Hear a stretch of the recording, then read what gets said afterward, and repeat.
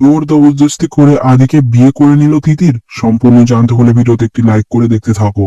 আদি যে তিতিরকে বিয়ে করতে চায় না সেটা তিতির মনে মনে খুব ভালো করেই জানে, তার মধ্যে সবসময় আছে আনন্দী। এবার এই সময়ের মধ্যেই তিতির দেখছে যাই হোক করে জোর করে যদি আমি আদিকে বিয়ে করে নিই তাহলে সব সমস্যার সমাধান মিটে যাবে। তখন একটা সিঁদুরের কৌটো আদির হাতে তুলে দেয় এবং বলে পরিয়ে দিতে। তখন আদি বলে আমি পরে পরিয়ে দেবো, তুই এখন থাম। তো দিদি তো কোনো কথাই শোনে না, বলে আমাকে এক্ষুনি পরিয়ে দে, এক্ষুনি। তো আদি পড়াতে চায় না। আদির হাতটা ধরে তিতির জোর করে তার কপালে অর্থাৎ তার সিঁথিতে নিয়ে যায়, কিন্তু সিঁদুরটা লাগে না। তারপরে জোর করে কপালে ঠেকিয়ে দেয় এবং সিঁদুরটা সারা কপাল ভর্তি হয়ে যায়। আর তখন তো আদি পুরো অবাক হয়ে তাকিয়ে থাকে তিতিরের দিকে। সত্যিই কি তবে এবার আদির সঙ্গে তিতিরের বিয়ে হয়ে গেল?